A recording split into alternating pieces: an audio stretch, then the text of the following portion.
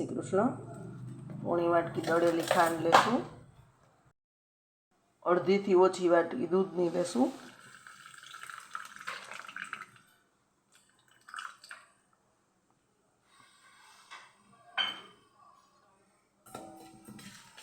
Mix કરી લેશું। દહીં લેશું, મોરું દહીં છે, સરખું મિક્સ કરી લેશું। ઘી લેશું, કરી લેશું।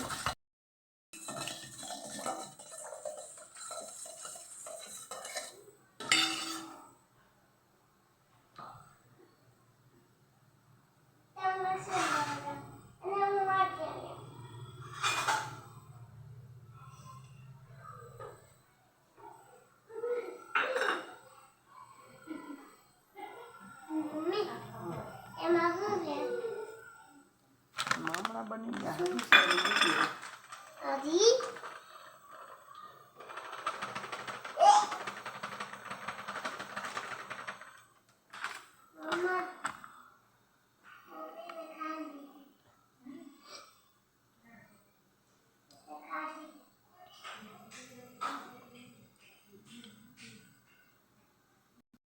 વાટકી મેંદો નાખી દેશું, 1 ચમચી બેકિંગ પાવડર, અડધી ચમચી બેકિંગ સોડા, મિક્સ કરી લેશું બધું। લોટ પતલો રેડી થયો છે, સેજ ઢીલો છે એટલે આપણે હજી નાખવો પડે એમ હોય તો આપણે લોટ નાખવાનો છે। બધો લોટ પહેલાં નહોતો નાખી દીધો, લોટ બંધાય પીંડો વળે એ રીતનો કરી લેવાનું છે। હજી અડધી વાટકી લોટ આપણે બાકી છે નાખવાનો, એટલે બધો થઈને ટોટલ પાછો અડધી વાટકી લેશું। અડધી વાટકી પાછો નાખ્યો છે, હવે બરાબર લોટ હાથેથી મિક્સ કરી લેશું સરખો। બંધાઈ ગયો છે, ઘી સેજ નાખીને કેળવી લેશું, સેજ ઘી નાખવાનું છે, લેશું। 20 થી 25 મિનિટ રેસ્ટ આપી દેશું। લોટને રેસ્ટ આપી દીધો છે, થઈ ગયો છે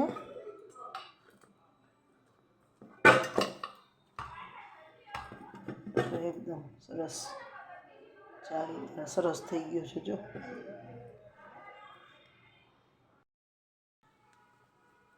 આવી રીતે ગોળ લુઓ પાડી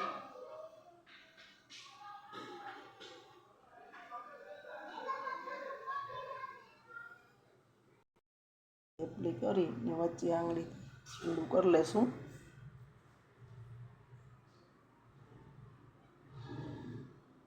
વણીને પણ કરી શકાય, આ રીતે તૈયાર કરી લેશું બધા। આ રીતે વાળી લીધા છે, તળી લેશું। હવે ગરમ કરી લેવાનું છે, પછી એકદમ ધીમા ગેસે તળવાના છે।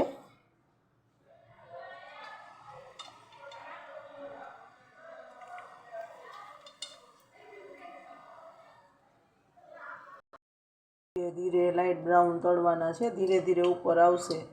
ફાસ્ટ ગેસ નથી રાખવાનો, નહીંતર અંદરથી કાચા રહેશે। ધીરે ધીરે ઉપર આવી ગયા છે, પલટાવી લેશું।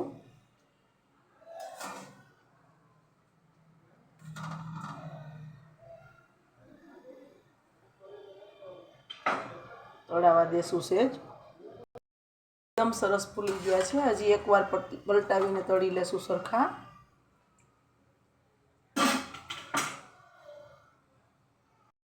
કેટલા મસ્ત થઈ ગયા છે, ફૂલીને એકદમ સરસ ને પરફેક્ટ થયા છે।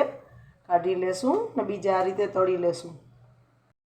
બીજા પણ આપણે તળાવા નાખી દીધા છે, એકદમ સરસ તળાઈ રહ્યા છે, કેટલા ફૂલીને મોટા થાય છે। અને આપણે બેક પણ કરી શકીએ। બીજા પણ તળાઈ ગયા છે, કાઢી લેશું, ઠંડા પાડી લેશું એકદમ। માઇક્રોવેવ બાઉલમાં ચોકલેટને મેલ્ટ કરી લેશું 30 સેકન્ડ। મેલ્ટ થઈ ગઈ છે ચોકલેટ, ઠંડા પડી ગયા છે। બધામાં ગાર્નિશ કરી દેશું, ચોકલેટમાં ડીપ કરી લેશું।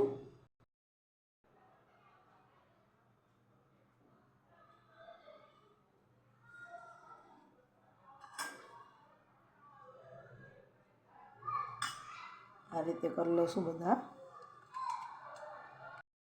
બધા ચોકલેટમાં ડીપ કરી લીધા છે. હવે ગાર્નિશ કરી લઈશું. કાજુ બદામની કતરણ નાખશું.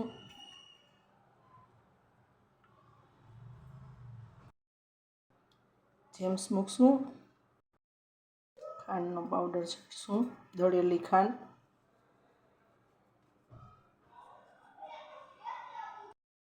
સ્પ્રિંકલર અલગ અલગ બધું આની ઉપર આપણે ગાર્નિશ કરી શકીએ, જે આપણી પાસે અવેલેબલ હોય.